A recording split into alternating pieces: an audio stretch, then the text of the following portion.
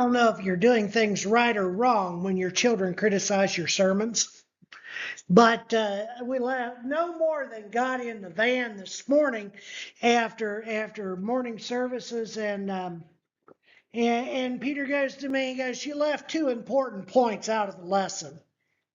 So I told Peter, I said, "You want to do it tonight?" I said, "I don't think Mike's gonna have a problem. You come up, take my place." And he's like, "Hmm, I don't know." Vernon's like, "I think you're getting promoted." But anyway, the points that I left out this morning, we were talking about the octopus. And apparently, Peter is more of an expert on octopuses than I am. And so he found some things that I did not include in the lesson that he felt should be included. So this is second go around, and we'll try to include what I left out this morning. But I love created creatures, and I do these to remind our young people of several things. But one reason is to remind them of the mastery of God. And so if you open your Bibles to Colossians chapter 1 and in verse 16, I want us to examine what the Apostle Paul says about created creatures in his letter to the Colossian Christians. In Colossians chapter 1, verse 16, the Apostle Paul makes this comment about created creatures. He says, "For by him, by God, all things were created, in heaven and on earth, visible and invisible, whether thrones or dominions, or rulers or authorities. All things were created through him and for him, and he is before all things, and in him all things hold together. And he is the head of the body, the church. He is the beginning of the firstborn from the dead, that in everything he might be preeminent."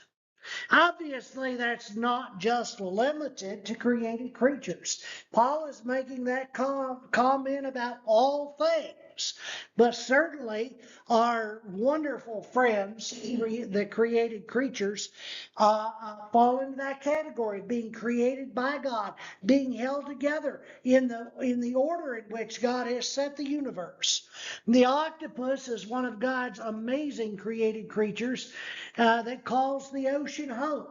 Sometimes when I look at created creatures, I don't focus on things that we don't see very often. You're not going to find an octopus wandering around the Middle Ohio Valley, West Virginia, Ohio area. You're not going to find those.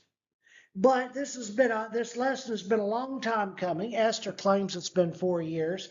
I'm not sure she's quite right on that, but she has begged for this lesson for a long time, and I have put it off.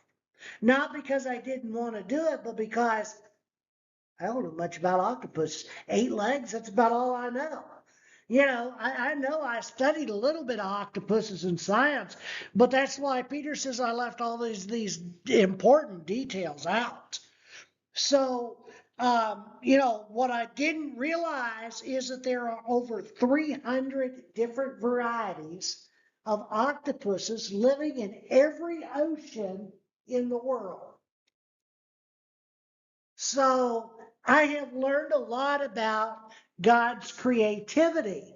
Now, the screen behind me is not really showing this very well, but this octopus is yellow with blue dots.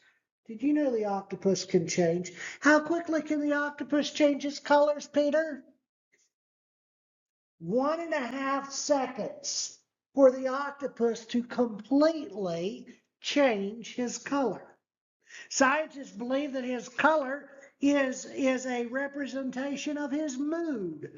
Oh boy, aren't we glad that we don't have that issue? If you will, go back with me into the book of Ecclesiastes, chapter 3.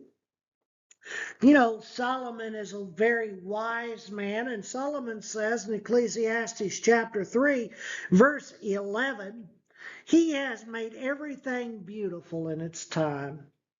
Also, he has put eternity into man's heart, yet so that he cannot find out what God has done from the beginning to the end. Solomon says God has made everything beautiful, but I'll tell you what, God's creation is spectacular. It is amazing, and I stand in awe of a God who didn't just imagine it, but imagined it into being. And the octopus is one of those things. The octopus, with those 300 different species of octopuses, they range in size a great deal. The smallest octopus, 4 inches long. 4 inches. That's from armpit to armpit. 4 inches. So this would be great for Nick's aquarium. Okay, so we could get Nick this, and he could add it to his animal collection, and we just shake our heads. That's the hairy octopus. The largest octopus, his from arm to arm length is how long, Vernon? Longer than a school bus, 30 feet, arm tip to arm tip. And that is the giant Pacific octopus. So we have some really amazing little things in these octopuses. They come in all different sizes, but they're very common. That being found every ocean in the world, but there's something about the octopus that is kind of a little sad. If we would get Nick one for his aquarium, one of those little hairy octopuses, the lifespan would only be about 6 months. So it wouldn't be Nick's fault that it dies, okay? But say the longest lived octopus is only 4 years. Think about that. Brings a new idea of here today and gone tomorrow. We'll talk a little bit more about that a little bit later on, but keep in mind, what does God say about our life? It is as a vapor that appeareth for a time and then vanisheth away.